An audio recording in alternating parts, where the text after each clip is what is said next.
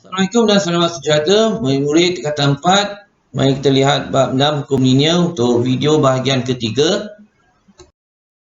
Baik, aplikasi hukum linear. Ya, aplikasi maksudnya penggunaan hukum linear untuk kita menyelesaikan masalah melibatkan hukum linear. Kalau lihat dalam buku teks, buku surat 166.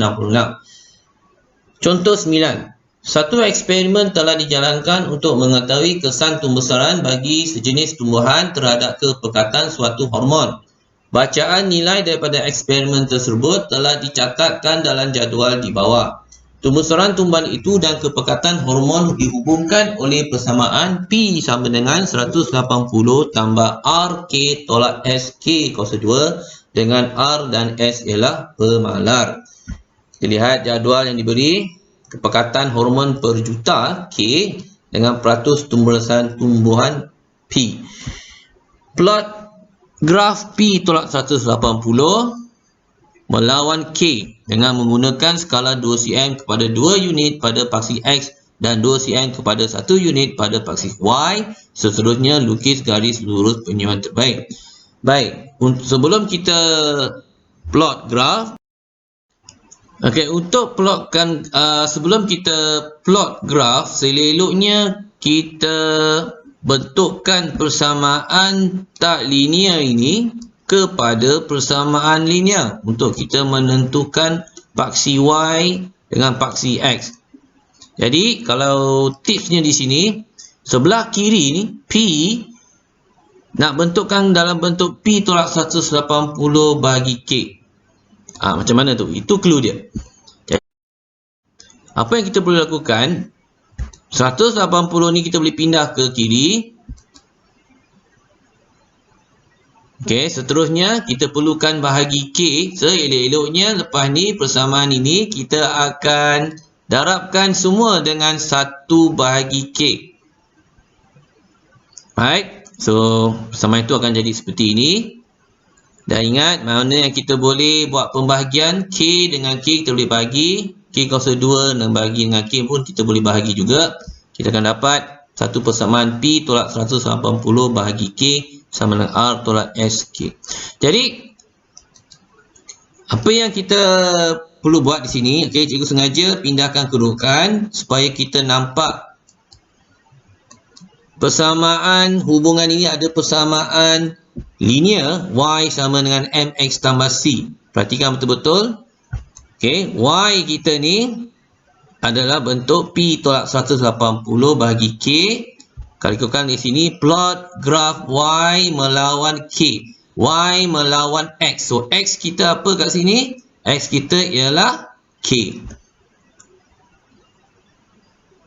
Baik, kesimpulannya Y sama dengan P tolak 180 bagi K dan X sama dengan K.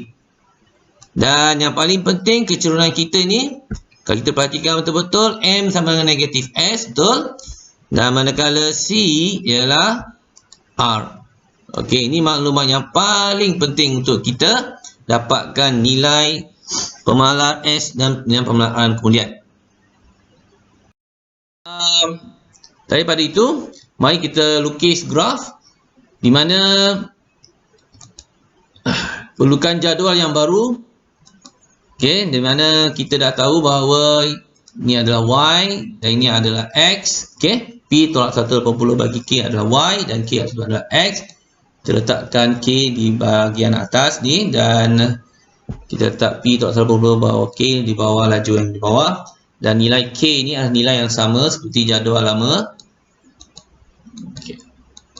Right, so untuk P tolak 180 bagi K, untuk ruang ini kita ambil nilai P 181, tolak dengan 180 bahagi dengan K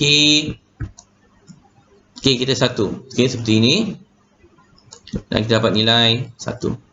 Alright, dan yang sama untuk ruang yang kedua, ketiga dan paling akhir. Right. Data kita tu, data baru yang kita dah dapat.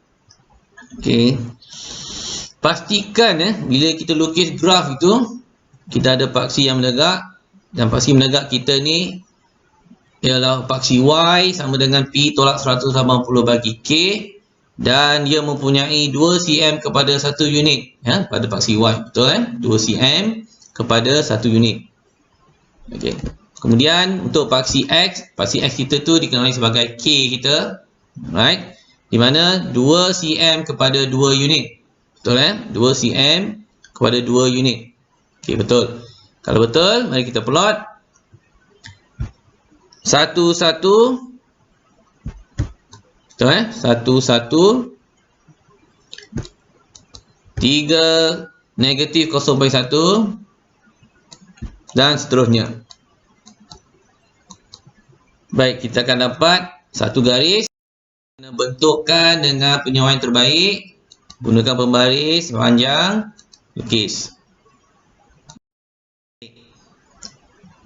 Baik, so setelah kita dah dapat garis lurus tersebut, kita boleh lihat untuk soalan B, daripada graf, hitung nilai R dan nilai S.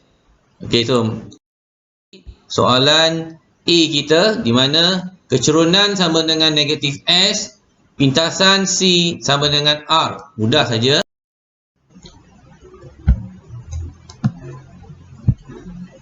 Jadi kecerunan M sama dengan negatif S dengan formula Y2 tolak Y1 bagi X2 tolak X1,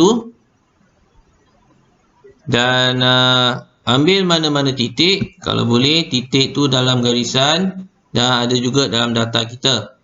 Di sini cikgu ambil titik 11 dengan 10 negatif 4 diisikan, dan kita dapat nilai negatif S sama dengan negatif 0.555. Okey, dan kemudian S adalah 0.555. Okey, so untuk C sama dengan R, iaitu pintasan pada paksi yang menegak, paksi Y sama dengan P tolak 180, di sini nilai dia sama dengan 1.66.